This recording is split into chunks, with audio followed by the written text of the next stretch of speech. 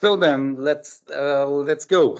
Yeah, as I already explained, this is quite a different perspective, not so much the economics perspective. It's about a broader concept. It's about the consumption culture of tennis, and the background is that that we have these two prestigious grass tournaments in Germany, a men's tournament in the ATP series 250 and WTA women's tournament 500, which means that the winner earns 500 or 250 points for the world ranking.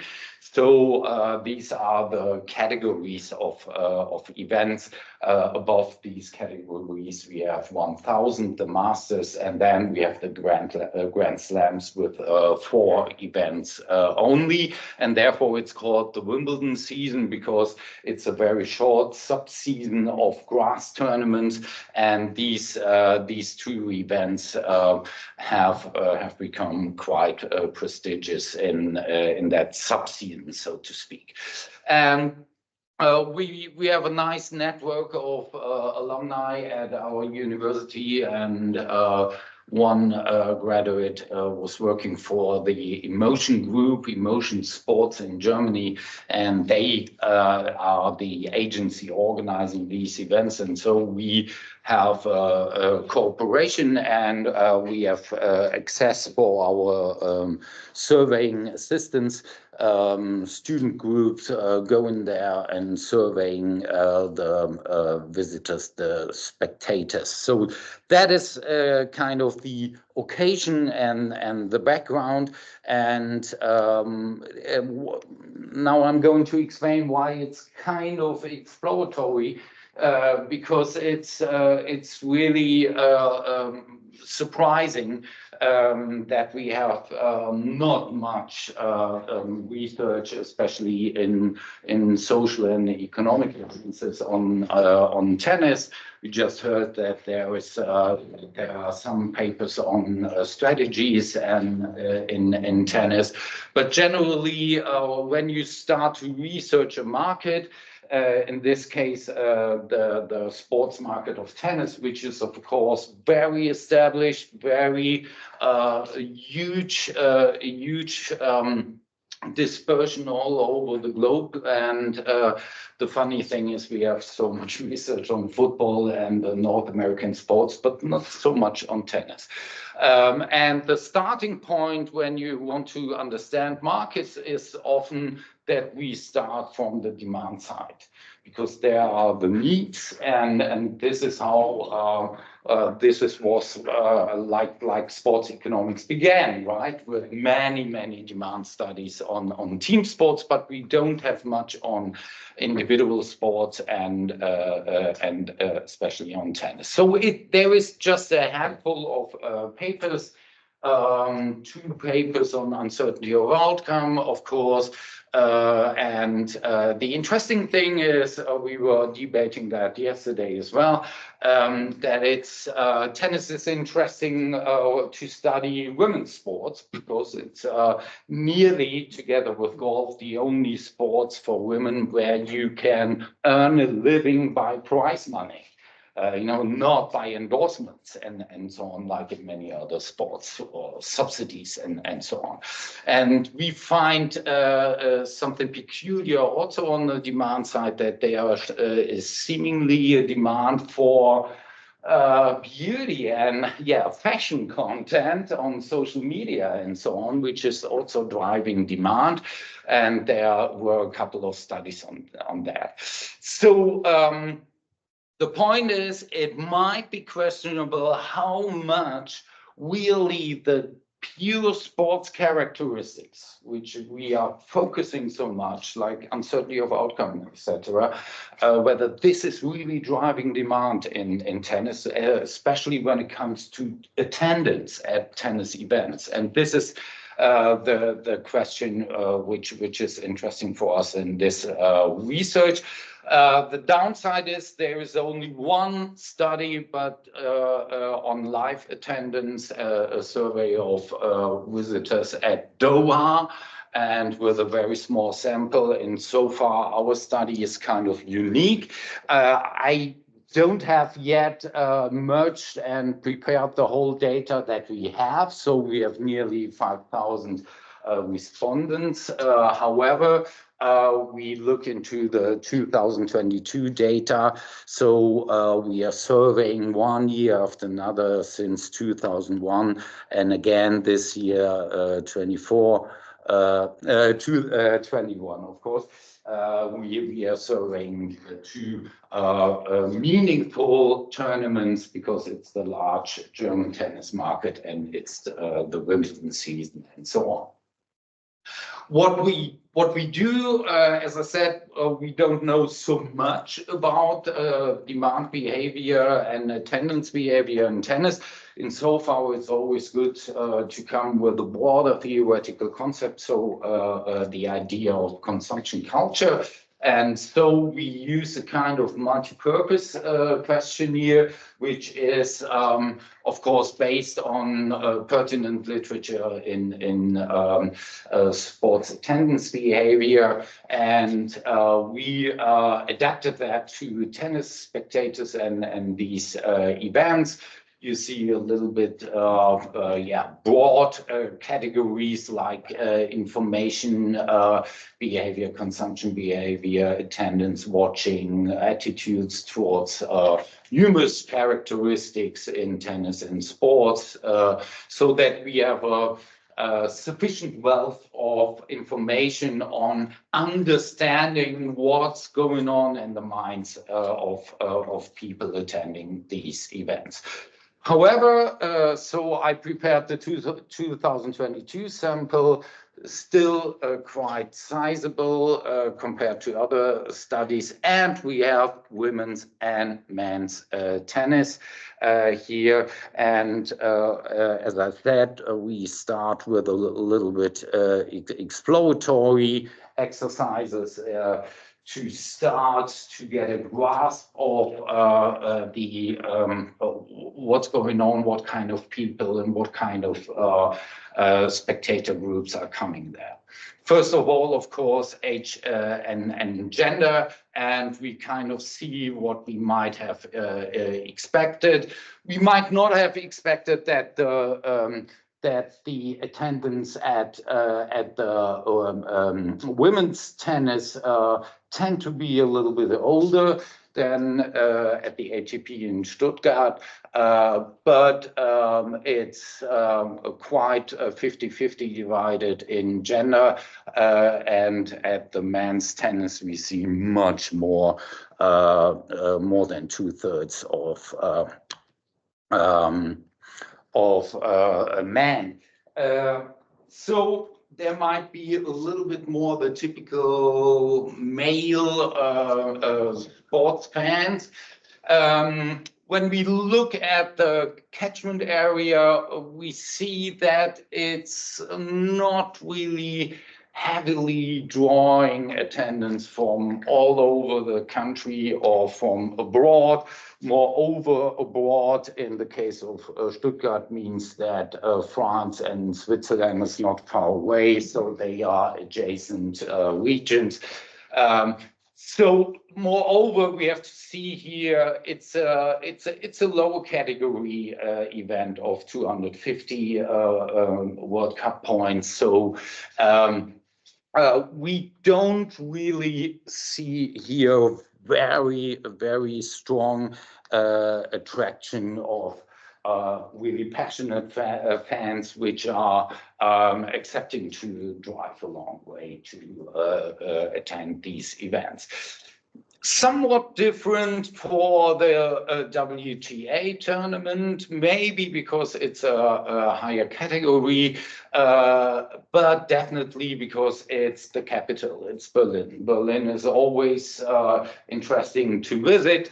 And moreover, it's easy to go there with the airport and so on and so forth. So we see a little bit more attraction over the country, and not so much again abroad. But it's still, it's not really, these are not really the events where people are traveling and coming from all over the place.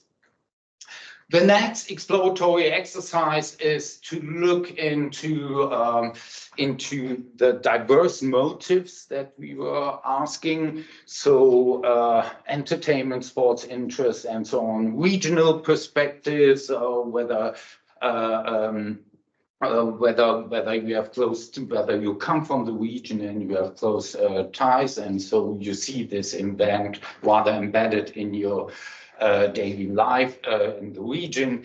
And then the real sports or fan variables surrounding the interest in specific players, for instance. This is interesting for us. And then a side aspect is sustainability, which we had in the questionnaire.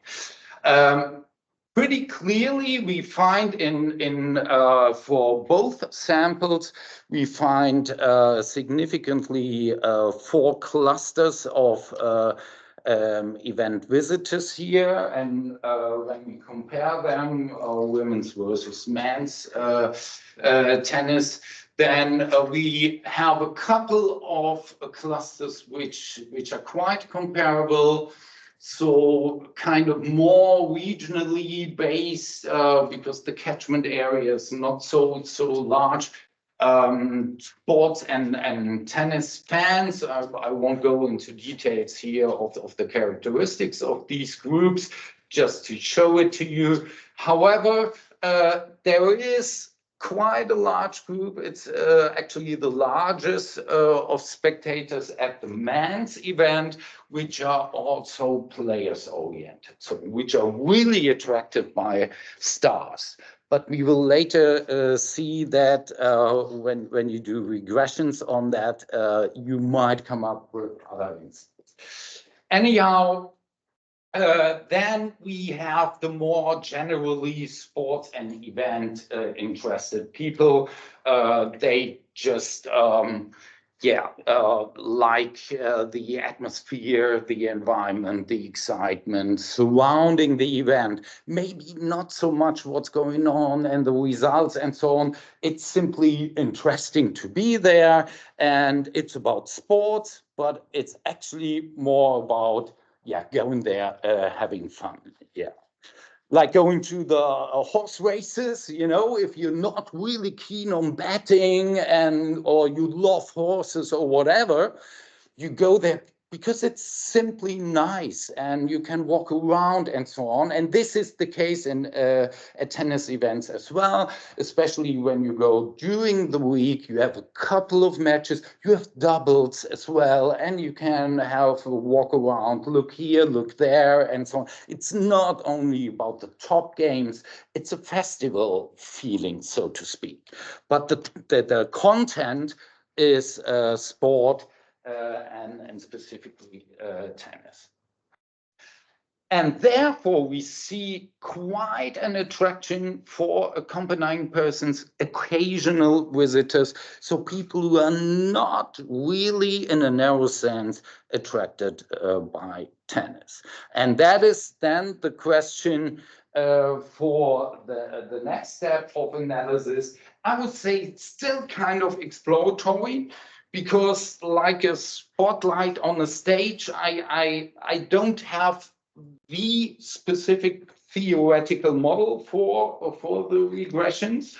So I take a kind of anchor variables, proxies for demand and consumption.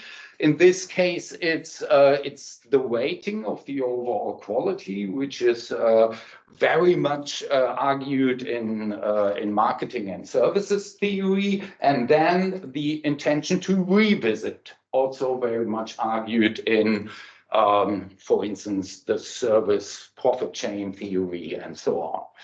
And then finally, we asked the people on a 0 to 3 scale whether they don't go, or from time to time, or regularly go to tennis events. Okay, so we have proxies on this demand and consumption behavior. And then we have a set of 34 variables to explain these 3 variables that we take as tests for the consumption pattern of the people that we see at these events, starting with sports preferences, diverse motives, and so on, whether they play tennis or not, and or regularly, and the regional perspective, and then event characteristics.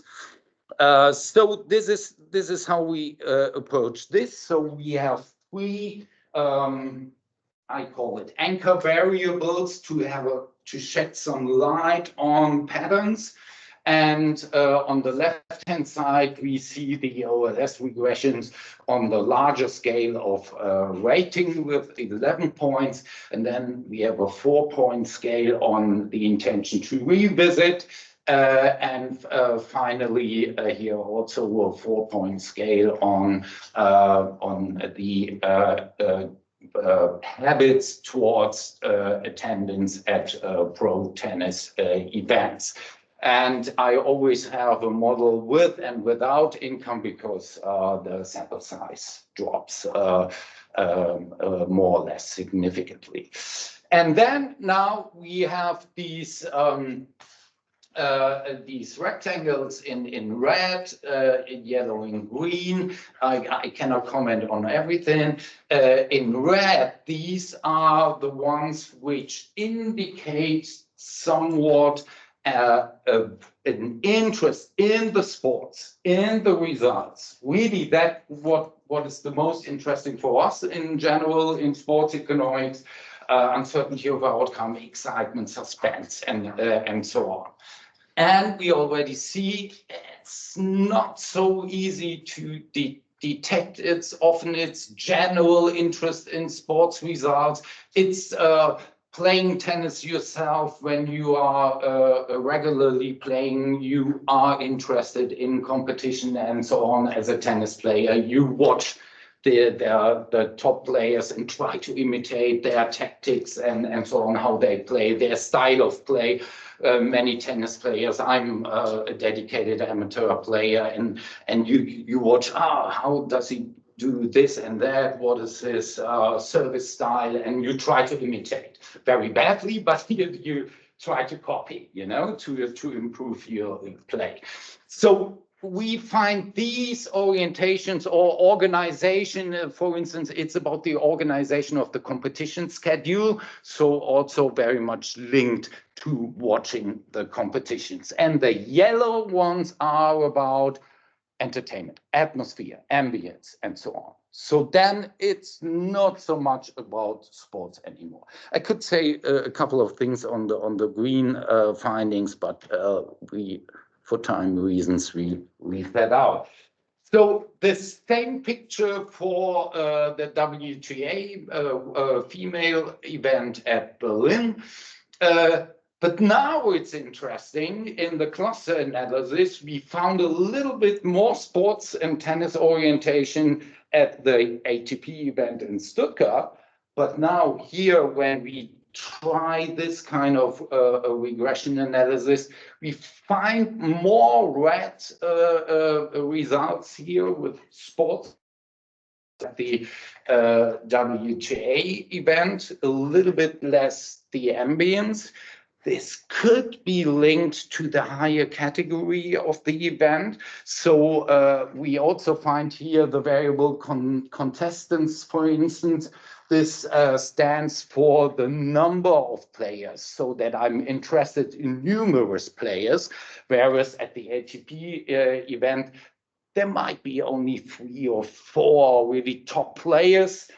But here there's Iga Świątek and Corey Goff and all the big names in the female tennis scene. So interesting here to try out other with an exploratory idea, however, trying other data analyses to shed light on the understanding here. So to sum up, it's indeed, it's not so easy to find this typical focus that we have in sports economics on excitement, suspense, sports results, and so on. Here, when it comes to general attendance in tennis, but I would say, you know, we are looking at the second, third, or even fourth league. We are not looking at Grand Slams.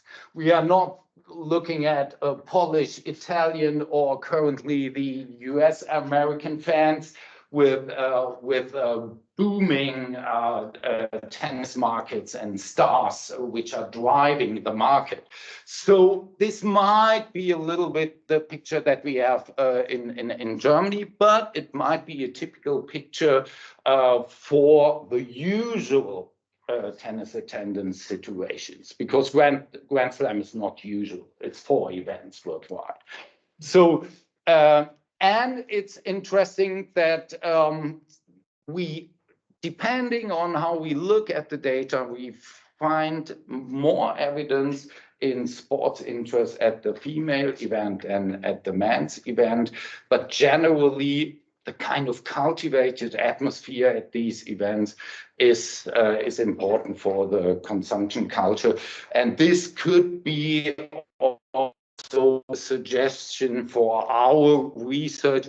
How could we think about building in this idea of consumption culture into our, I'm nearly done, into our sports economics models? Because once we go out of the top major leagues, the first leagues in football in Europe and so on, into other sports, into individual sports, there might be other drivers of demand.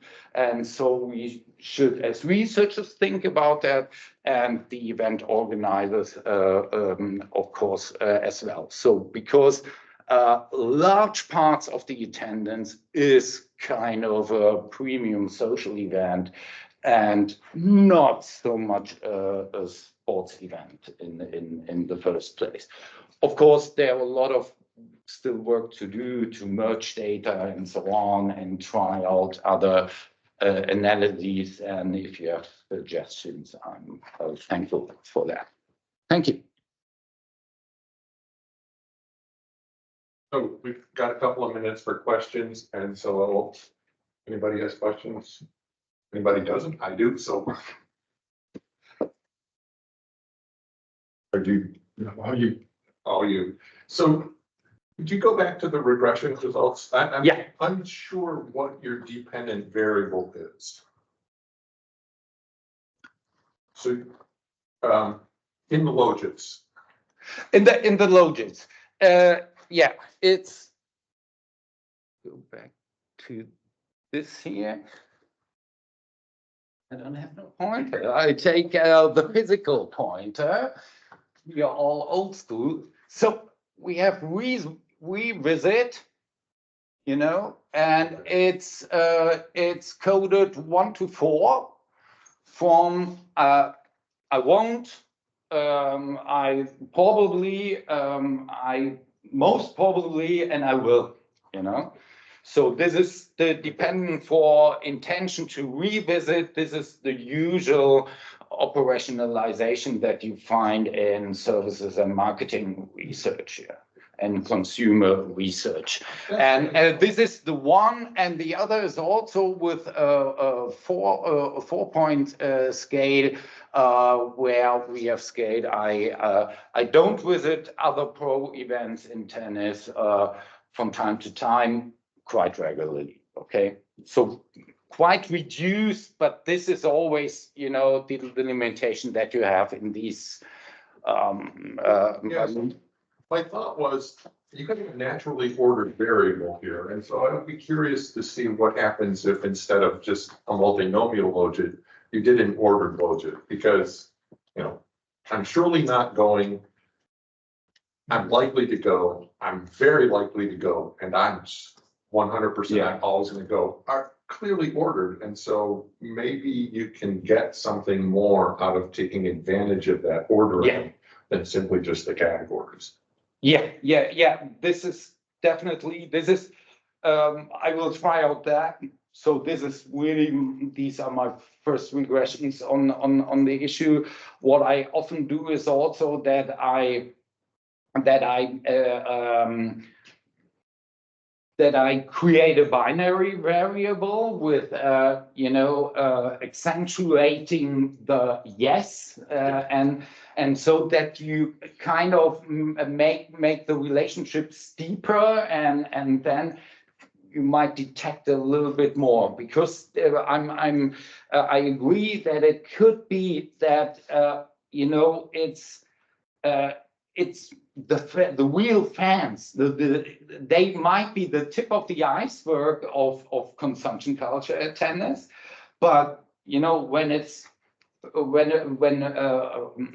related to the clear question yes or no, then they might tend more to absolutely. So I need to try out a little bit more other kind of regressions, other modeling. Moreover, when I have merged the data, I intend to have the dummy for the two samples as a dependent, and then you can look at what explains people that go to a women's event and a male event and things like that. So that, but the point is, that is why I talk about consumption culture. I need to shed light from different sides and bring this evidence together and think about this evidence, because I don't have the straightforward theory to look at. So this is the consumption theory on tennis attendance. Also a little bit curious, and this will be my last question, about the gender issue, because, are male fans more likely to go to watch the women because they see fit, pretty women in short skirts? Whereas when you go to the men, you don't see them. Yes, there is also another interesting thing. This is what we found in other studies on women's football, that we have young women going there, and then you have a gap, and then you have the older man going there in female football. My interpretation is not so much that they are keen on watching the girls running around, because their style of play is more convenient, and also the atmosphere at these football events is more to their liking, and this is not so hard. This is you can better watch it and so on. It might remind them of the football in the 1980s or something like that. And indeed, in tennis, I'm sure that also aesthetics of whatever kind, it might be not, that men want to watch women in short skirts and so on. It's about they play differently. And I enjoy playing a female game, but then I'm really excited by a man's game with the power and so on. But it's really nice to watch it. It's a different style of play and so on. But it's also attractive. So what I don't have operationalized yet is we have nominal scales on associations with tennis, whether you associate more competition, elitist style, or aesthetics and so on, or a very psychological game, mental issue. So we can look whether these information whether this is helpful as well for our data analysis, because then we get more a grasp of what is their concept of tennis when people go there. So this is kind of catching up a little bit what you commented. So I don't have any other questions. And Thank you. thank you, Marcus.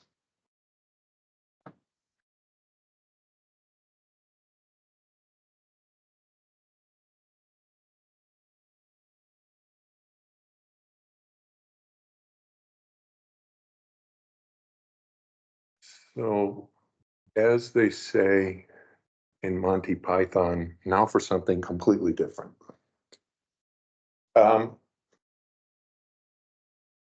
So this is joint work with my student Isabella Fontana, and Frank saw this a month ago in a very different form and with a very different presenter.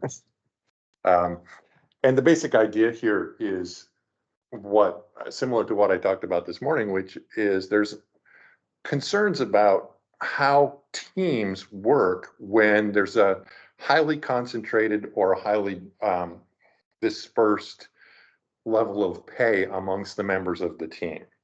And so this is just going to be working towards that same kind of literature, but it's focused on the WNBA, the Women's National Basketball Association. And as we've heard a couple of times during the last 2 days, there's not an enormous amount of research done on women's sports. And so part of my goal here is to do some work on women's sports as well. Now, in general, what I'm going to talk about, motivation, I already said women's sports are understudied. And so I want to know, in this context of women's sports, is it the case that there's a relationship between players' compensation and their team performance? And one of the things that's going to be important here is not just that it's never been studied, as far as I know. Maybe Dave, who's on teams, has done something, but I haven't seen it. But there's an incredibly small, narrow distribution of compensation in the women's NBA. But in 2020, there was a renegotiation of the collective bargaining agreement, and that dramatically expanded, though it's still quite compressed, the distribution. And so we have kind of a natural experiment to say, has something changed when you go from this very, very compressed distribution to an overnight, basically, a much wider distribution? And so, is there a relationship? And if there is, what does it look like? It also links up to what is definitely a very hot topic in the last month or so about the pay of players in the WNBA. And I know that Dave has been interviewed about that. I was interviewed about that. Some random people that I've never heard of were interviewed about that. And the basic question was, how in the world could Caitlin Clark, who is this mega star, get paid such a pitiful amount of money when she gets drafted into the WNBA? How is it possible she's paid so little? Because we think about men players and what they get, and it's a pittance for the women, what they get. So I want you to see the range of salaries. So this is the 5 years that we're able to get data. The data come from Sport Track, and it doesn't go earlier than 2018. As far as I know, salary data doesn't exist before 2018 in any form. Dave online maybe knows where it is, but I don't. And what we have in each of these bands is the bottom and the top salaries in that season. So you can see here that sort of the bottom in 2018 is mid 40s, 45, 46, something like that. And the top is about 120. Similarly, there's a much lower floor. I think that's because the data included some people who who are like replacements for injured players, and so their salary was really small. But then you look at when that CBA gets renegotiated, you get a much wider distribution, and the top players are getting a substantially larger amount of money than they had been, not quite doubling. at the top. The other thing that's important about this is that the collective bargaining agreement that they have is very prescriptive about what the pay is. So it's not like in the NBA where basically the agent for a player and the team negotiate within some very, very wide range. It really is in the collective bargaining agreement. It says, if you do this, this, and this, your pay will be that number. And so it's very, very different. And that's why you get that ceiling right there is very consistent, because that's what the CBA says it can be. So just as a little bit of information about what the distinctions look like, I've got the Gini for both the NBA and the WNBA side by side here.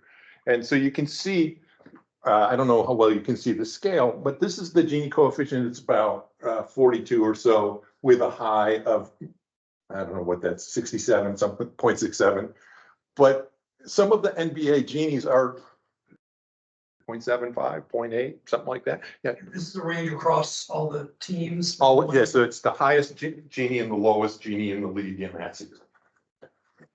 Yeah, and so then you look over here and the maximum is like 0.45 in the women's NBA, and the minimum is below 0.2. So much, much more compressed, more equally divided, so to speak, or more even pay in the WNBA than in the NBA. Just this uses the coefficient of variation instead of the Gini coefficient, but it tells exactly the same story. And I did it for I did the Herfindahl, but it wasn't any different than this. And there were some issues with the number of observations and so on. It's really weird for 2020. If you want to keep moving and not have me slow you down, that's fine. But it gets big in 2020, then it goes back down in 21. Yeah, I'm not quite sure what's going on there. But yeah, you're right. I noticed that and I don't have an explanation for it. Oh, why not? Blame it on COVID. That's right.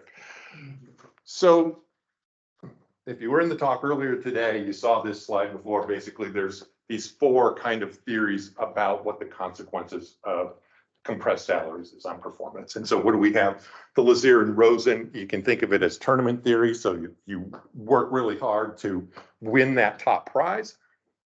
And you could think of that also as very much like this efficiency wage story where you pay a high price, pay a high salary, and that induces more productivity out of the players.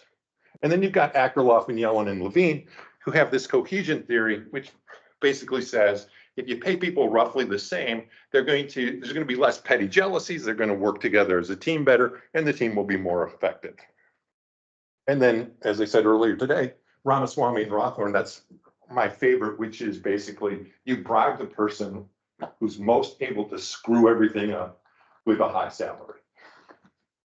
So somebody on your team has the greatest ability to sabotage performance. And so to encourage them not to sabotage everything, they get highly paid. Draymond Green theory.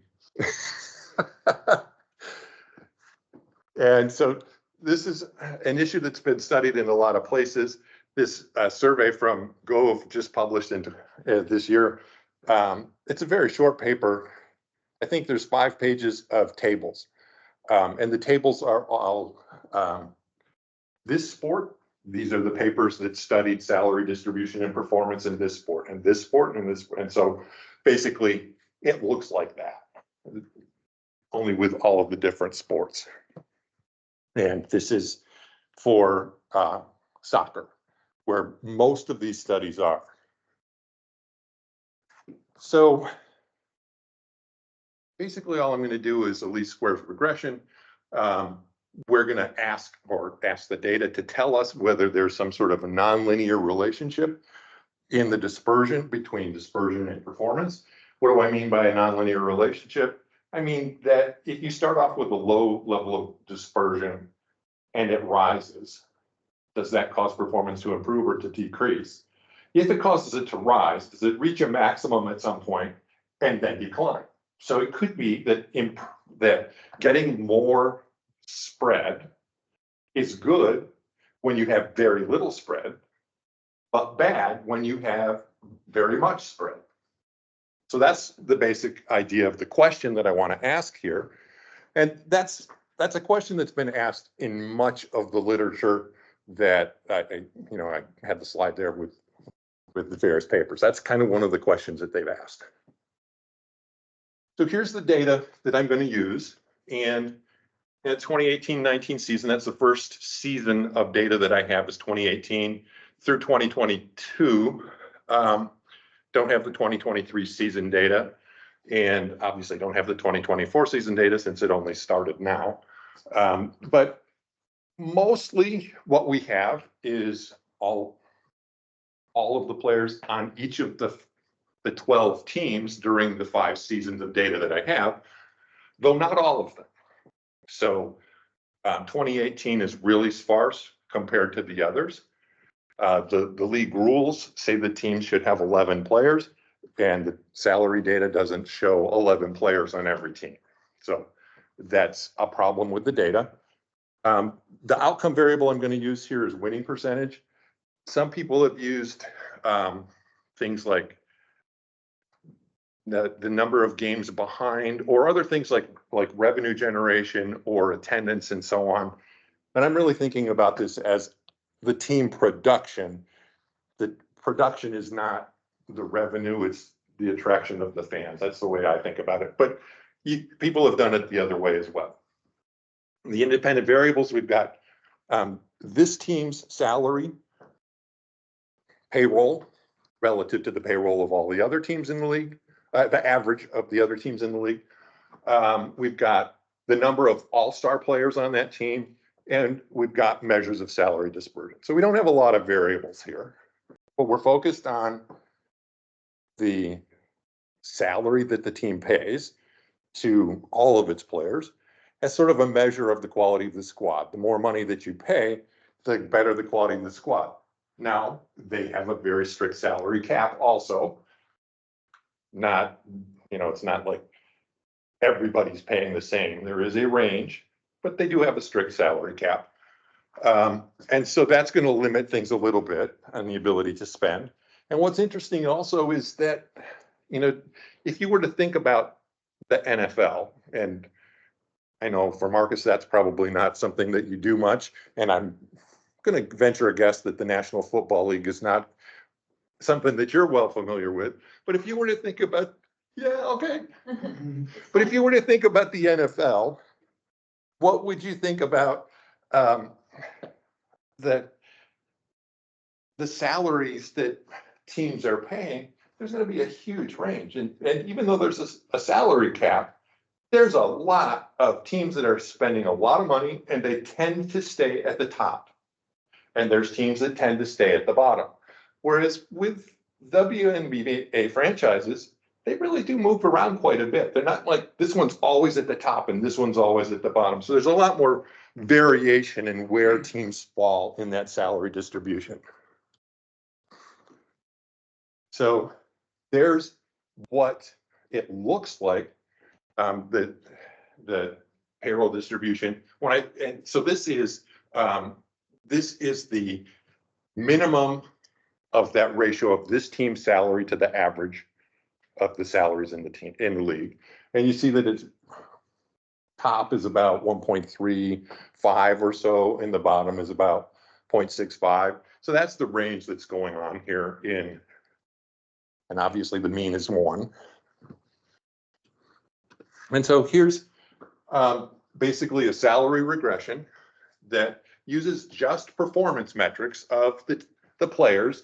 And so what I'm going to do here is, there's 653 players in this data. I've got how many points they scored divided by the number of minutes they played. Okay, so it's a per minute production, except for 3-point percent, field goal percent, and free throw percentage. Since this is a percentage, doing it per minute doesn't really make any sense.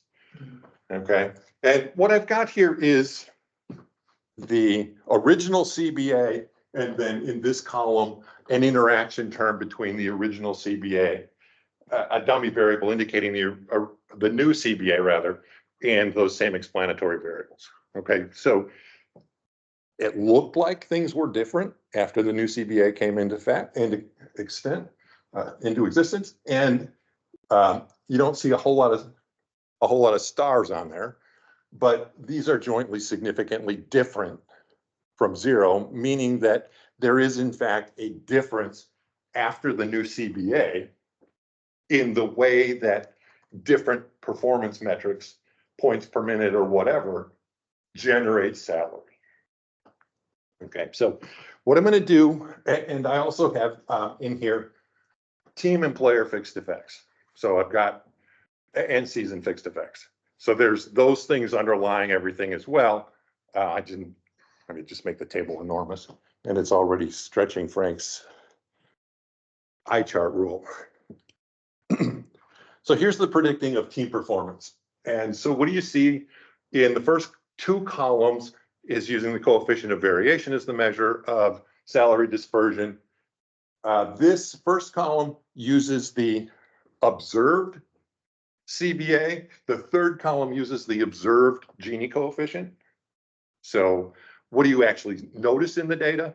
And then the second and fourth use the salary regression that I showed you a moment ago to predict the salary of the player. And then with that predicted salary, construct a Gini coefficient. And so that's what I really hate doing stuff like this, but I did it because I was in a hurry. CBA, sal hat. So we have predicted the salary. That's the hat part of it, coefficient of variation. And then we do that with the error term as well. As I talked about earlier, if you were in the room, you heard me talk about de Brock, Hendricks, and Concord, and what they argued was that the impact of expected dispersion is different than the impact of unexpected dispersion. So if everybody believes that this is the pay, this is the way people are paid, and this is appropriate, that people with high salaries are high performers, that's right, that's fair, then there's going to be some dispersion that people are going to just take as correct or fair. And then the error term is that portion of it that's not fair. It's unexpected or surprising. And so what do you see here? Importantly, if I use the original level of the coefficient of variation or the original level of the Gini coefficient, those are not statistically different from zero. And the joint hypothesis test on the quadratic rejects or fails to reject the null that they're both zero. So they don't belong. They don't do anything. In a way, that's not at all surprising, right? Because what I showed you was that there's very little dispersion going on here. So there's not enough variation maybe to explain anything. But then you look at, excuse me, then you look at here, and you find that that is statistically significant. And you look up there, and that is statistically significant. And what I'm saying here is that this predicted dispersion, this dispersion that occurs in a way that players observe to be fair, is positive and statistically significant, meaning this degree of dispersion actually improves performance. You also have here that the number of all-stars on the team is predicting success. I'm a little troubled by including that because it's not clear to me, it's not endogenous, right? Is this team good because it has all-stars, or did they pick all-stars based on this team being good? I admit that that's a problem. The relative salaries, both the level and the square, are not different from zero. So what do we have? Oops. I do that too often. So relative salary is not significant, individually or jointly. Whether you have all stars is statistically significant, and it's consistent at about 0.7 in terms of what the size of the coefficient is. So another all-star raises your winning percentage by about 0.7 of a point. And then the unconditional dispersion has no impact, but the conditional or expected dispersion positively does affect performance. And that kind of supports the efficiency wage theory or the tournament theory of performance with respect to salary dispersion. And that's typically what's found for the NBA. So the fact that dispersion is positively associated with team performance in basketball is fairly consistent. Why? Well, I believe that this is sort of the consensus, that you have a small number of players, one player makes a huge amount of difference, as opposed to a team like American football or soccer, you got 11 players, one player isn't going to make that much difference. So you get Michael Jordan, you pay him a lot of money, that's going to be good for your team. And so I think that that's what's being found here. And then it very clearly looks like the new CBA does alter the results, that without the addressing this change in the collective bargaining agreement, that you don't find the same thing. It's because this extra dispersion comes about after the change in the CBA that you find an effect there. And so here's what the team performance using the fitted values of the CBA for both the CB and the Gini.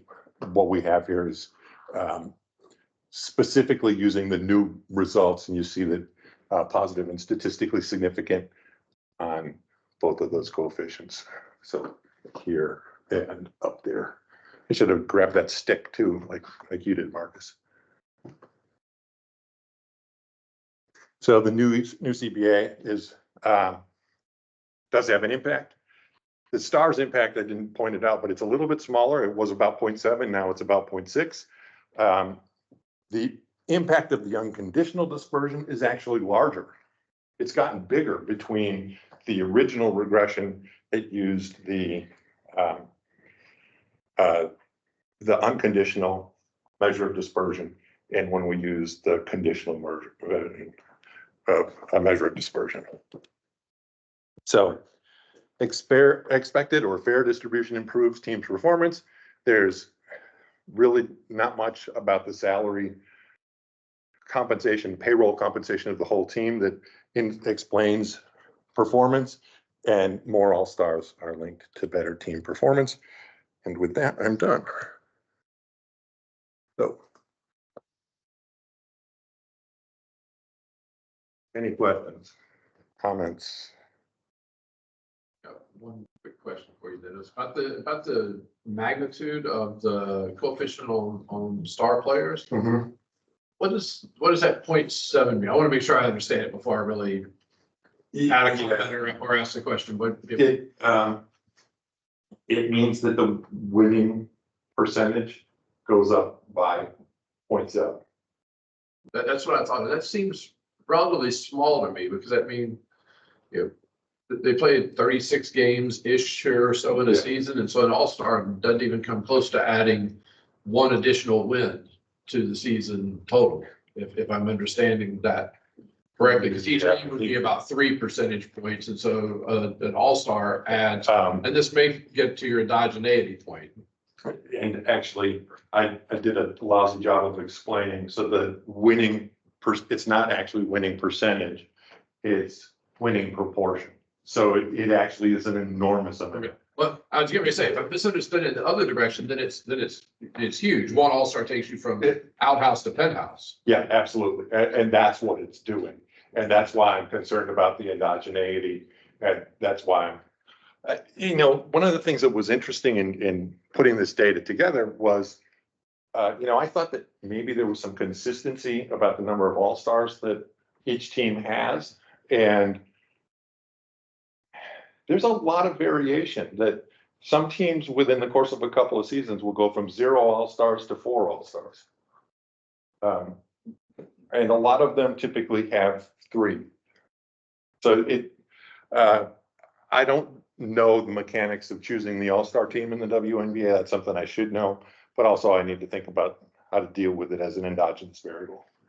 Like Oprah, you get 3 all-stars, you get 3 all-stars, you get 3 all-stars. Anybody else? Okay.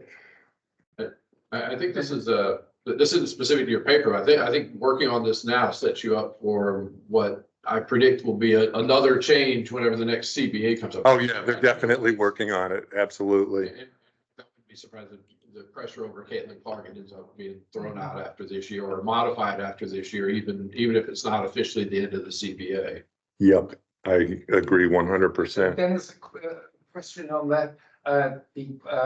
Isn't the fact that there are 1, 2, or 4 all-star players on the team, is this not already closely linked to the wage dispersion of the team?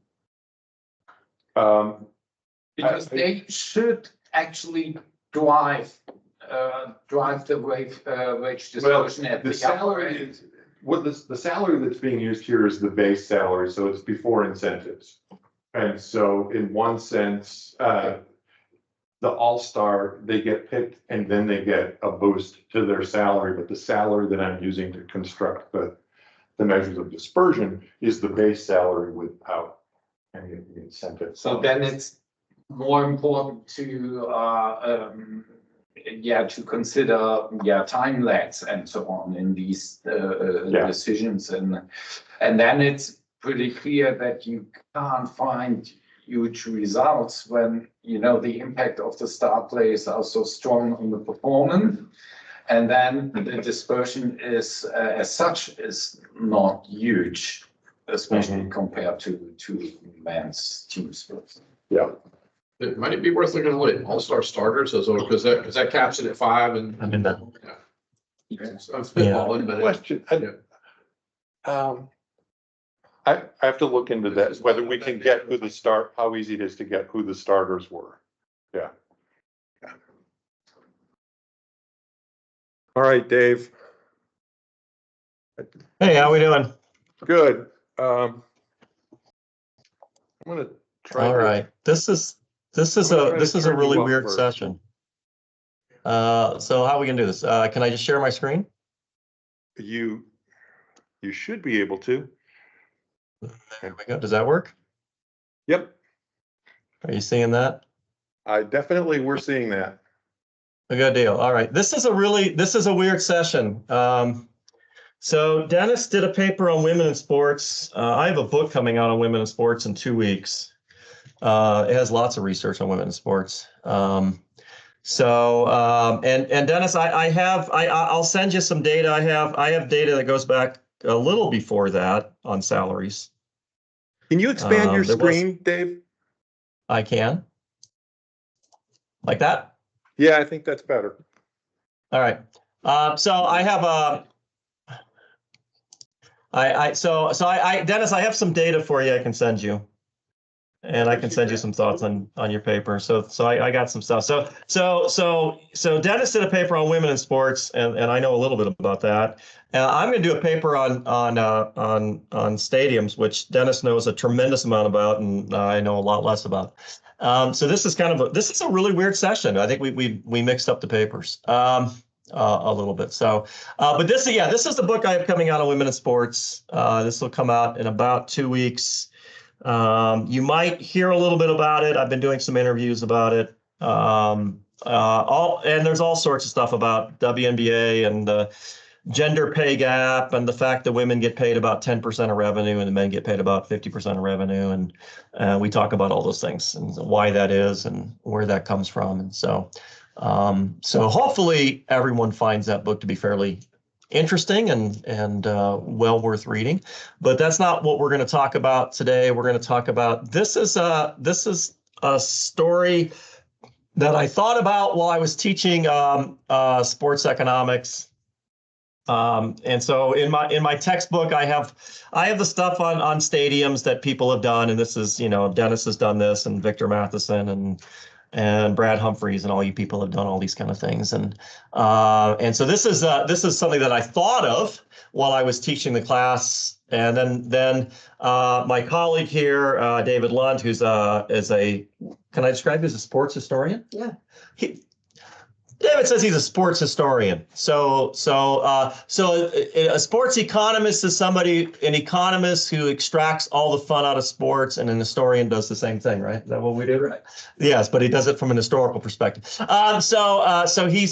we're going to talk about that picture there of the Roman Colosseum, which is one of the very, very first sports stadiums. And we're going to talk about what that means exactly. So this is the standard view on government spending that I always liked from Gregory Mankiw's textbook. 90% of economists agree that government spending has a positive impact if the economy is not at full employment, but 85% of economists think that government should not support local sports teams or stadiums. So that's, that's one of the, I always point this out in my sports econ class, that economists are in favor of government spending to return an economy back to full employment.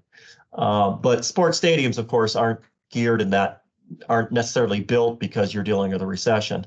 And so often, as we've seen, studies of stadiums don't quite produce the economic benefits that are promised. This is from the book. When it comes to spending on sports stadiums, this is primarily a thing that's done for major men's sports. This is data from Victor Matheson, which he's updated, that we've spent billions of dollars on sports stadiums in the NFL, Major League Baseball, NBA, NHL, even Major League Soccer has benefited from this. And so a big fraction of the spending on men's sports stadiums is done by the government. This is not typically done for women. This is the first stadium that we know that was built strictly for women, was this stadium for the Kansas City National Women's Soccer League team. When it was discussed, the argument was made by the owners that they were building the entire thing on their own. That's not probably entirely true, but certainly the subsidy is not very large. And so we don't typically invest billions of dollars in building arenas for women's sports. This is strictly a men's sports issue, as we point out in the book. Typically, sports economists, and these are some sports economists that we know, typically sports economists hate the subsidies. They really get mad about these things. And so this was a story that was in the Baltimore Banner, interviewing some famous sports economists, discussing the problems of using government money to build massive stadiums. And so the argument that typically is made by the government when these things are pitched is that these things will create economic growth and they will create jobs. And then sports economists, and I'm going to argue that J.C. Bradbury is the most vocal person. This is J.C. The most vocal person, certainly on social media. I think JC goes on a rant about this probably a couple times a week, where he gets very angry that somebody is suggesting these things create economic growth. We're going to talk about a very, very old stadium that was pitched in a very, very different way. This is the Roman Colosseum. My colleague tells me that this is an accurate picture of the Colosseum, right? And what I think is really cool, and I didn't notice this until this morning when I was looking at the picture, the thing has a retractable roof. The Roman Colosseum had a retractable roof. That is so goddamn cool. So it's so cool. So one of the oldest stadiums are like, we need a retractable roof. This was not pitched. This Colosseum is not pitched with the idea that they are going to create economic growth. This is the what is part of what is called the Bread and Circuses program, which goes back to the Roman Emperor Augustus. And so as noted here, to keep the citizens of Rome reasonably well fed, Augustus gave away grain and controlled food prices, but one cannot live on bread alone. So Augustus also provided lavish spectacles, such as chariot races, mock battles, contests between gladiators. It is possible, Augustus argued, the circus are necessary to promote economic growth, but people didn't see it that way. According to the poet, is that Juvenal? Juvenile.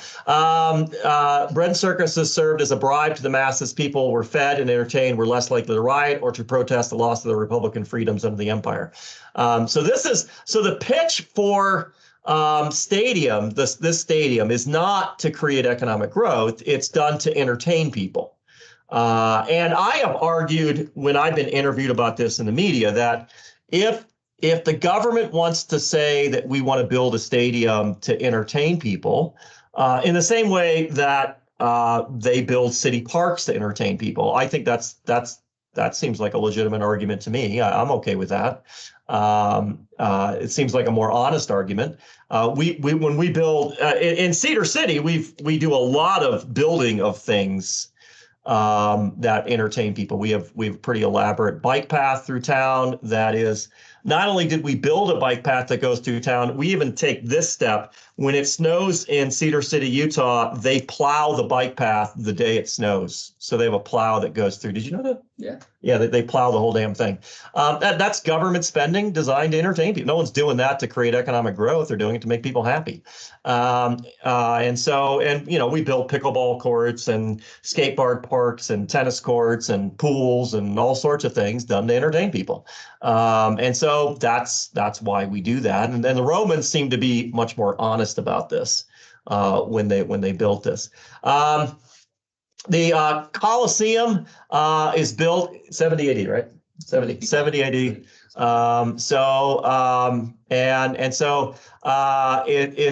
It's built from the spoils of the First Jewish-Roman War, dedicated 10 years later. It's considered an architectural marvel. We're going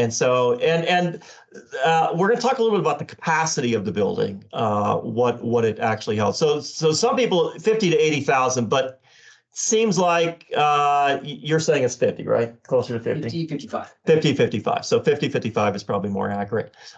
So here's the thing about stadiums that I also point out to people when we talk about when these things are being built. And this is especially true for NFL stadiums. For the most part, they're big, large, empty buildings. You don't hold events in these stadiums on very many days. For the most part, you built a giant empty building. And that was true for the Roman Colosseum. If you look at how often games were being held, there's a lot of discussion about exactly how many days there were games. But it does seem every estimate that we have is that most of the year there are not games. So we have different estimates for this. Roman calendar featured 159 days of holidays. 93 of these days were set aside for games given at public expense. That was under the Emperor Claudius. Marcus Aurelius dies in 180, said there's 230 work days a year. That leaves 135 days for games. In 354, there were 102 days for theater performances. So we're talking somewhere 150 days out of a 365-day year. So most of the year not holding any events. The Rolling Stones don't show up to do a concert. Doesn't happen. So it's just mostly empty. Okay. Now, so that gives us some sense of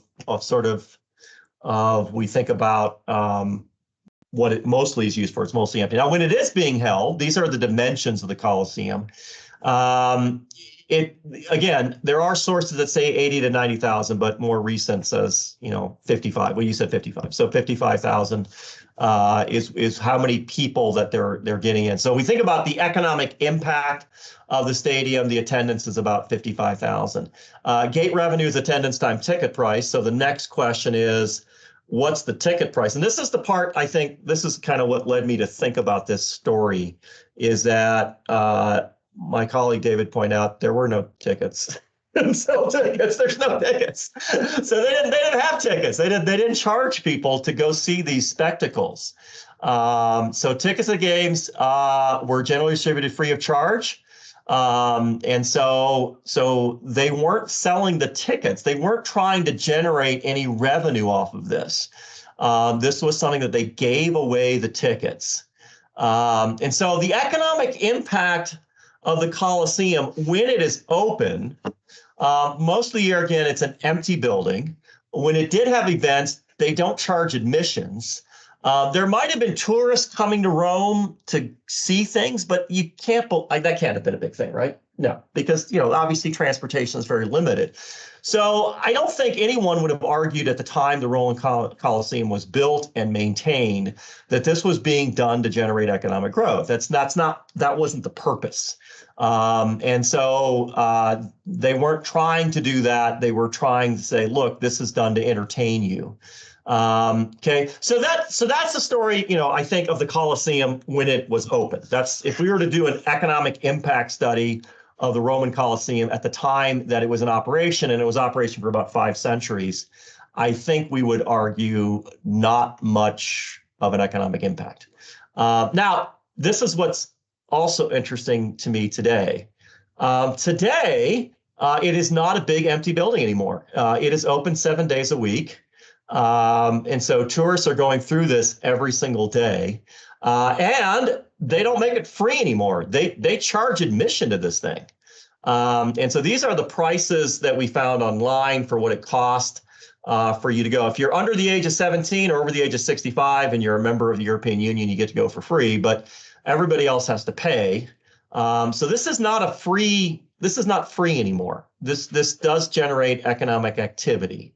And it does generate a lot of tourist activity. So this is number of tourists that are coming through and buying tickets to this. This is from Statista. This data goes back about to 2012. And you can see, back in 2012, you're getting 5 million people going through this a year. And now in 2022 is 9.8 million.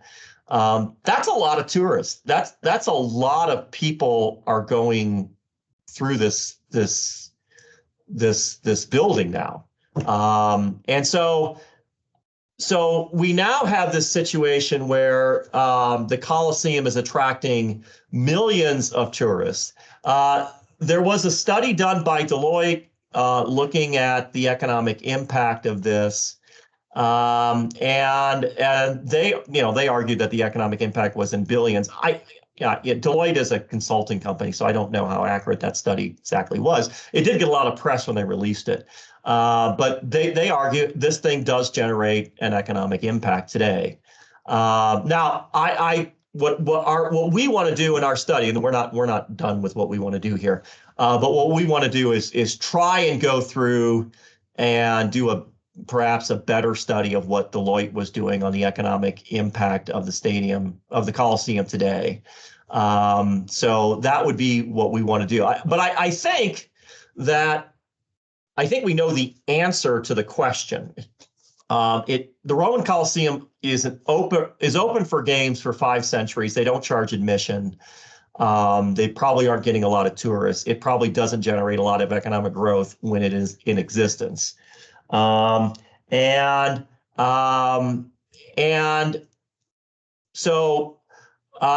if we look at it today, it's now open 7 days a week. They have tourists coming in from around the world who are paying admission.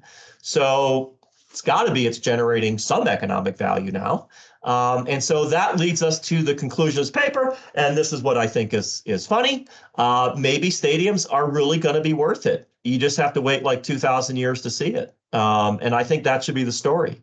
So that every stadium that we're building in America, if we just wait long enough, in 2,000 years, people will be going through, Camden Yards and going, this is amazing. You mean they had baseball games in it? Yeah, baseball games. Wow. That's where home plate was. This is amazing. So I think that's the story. So that's our story of stadium's impact. So again, we're not quite sure on the how do you stop sharing screens? There it is. Stop sharing. So we're not sure on how to exactly put together the final conference. Maybe Dennis has some ideas for that. We'd like to hear them. But that's our story. It's meant to be funny. I think it's hilarious. So we'll go with that. So we'll let you guys tell us what you think.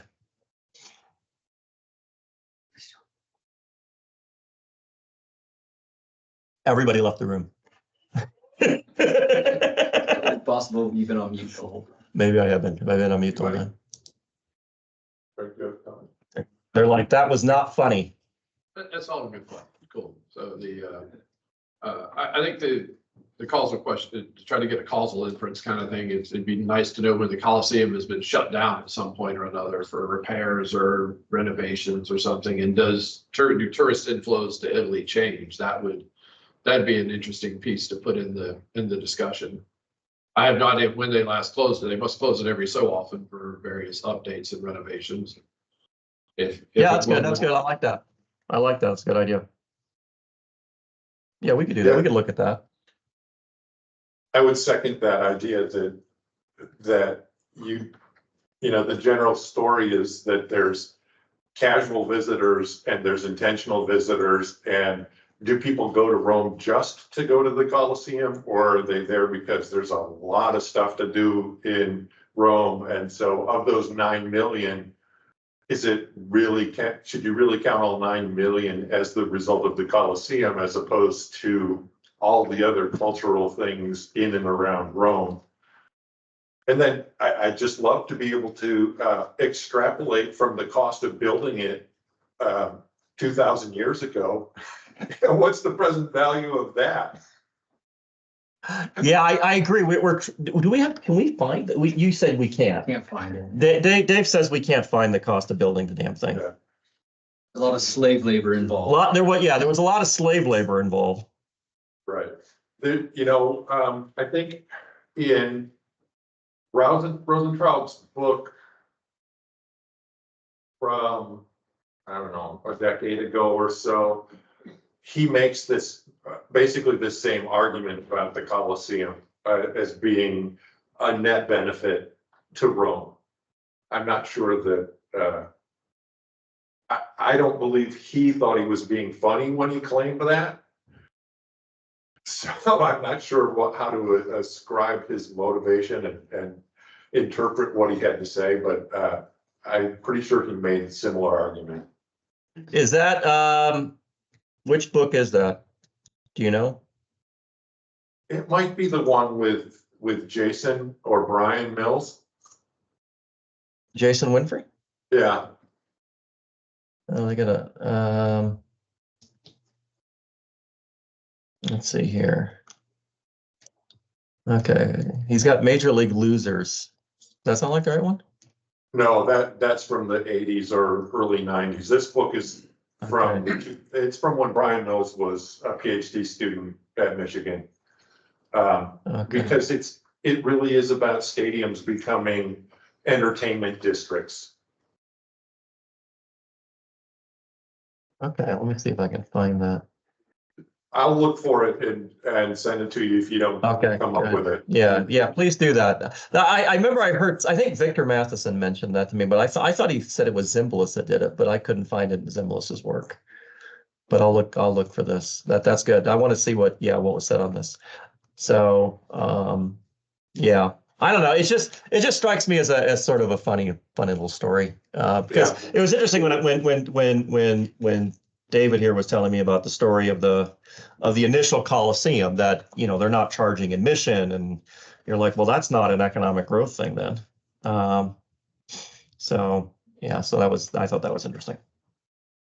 I didn't realize there was no admission. Yeah, that is kind of interesting.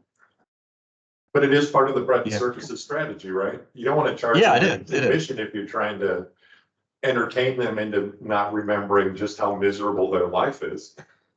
Yeah, and maybe our government would be better if they just said resurrected the same damn argument. It's bread and circuses, people. Shut the hell up. So, aren't you entertained? Leave us alone. Quit. So it didn't create jobs. What the hell do you care? You got to go to a baseball game. Entertaining ourselves to death. There you go. That's what it's all about, people. So go with that. You have a question here, Dave. Dave, all right, go ahead. One more comment.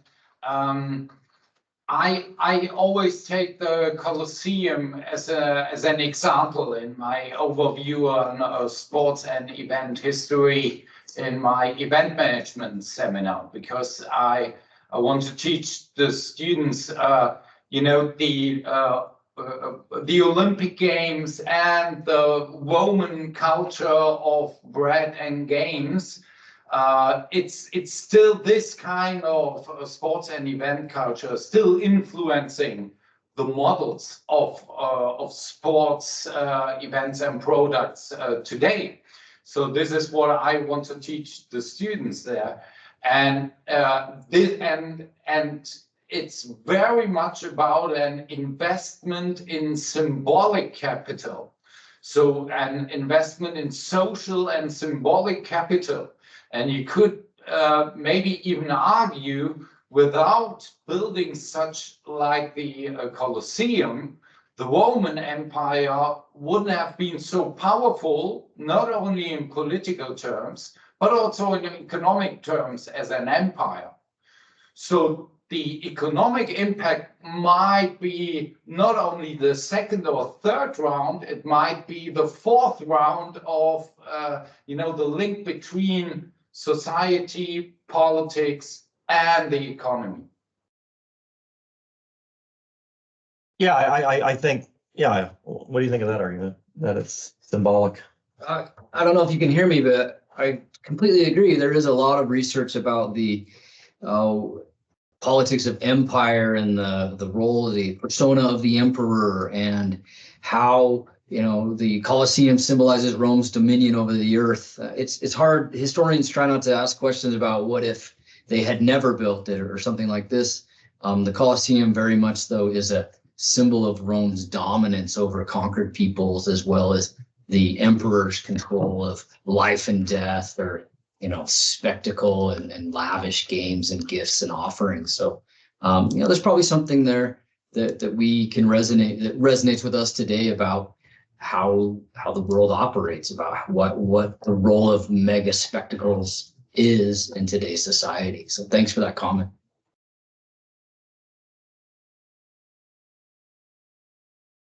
I guess we're done from here. Okay, that was fun. Thanks. All right, Dennis, I'll try to send you that stuff on the data for the WNBA stuff. I appreciate that. All right, guys. It was great to Take see you care. all again. Nice to meet you. All right, Bye. all right, bye.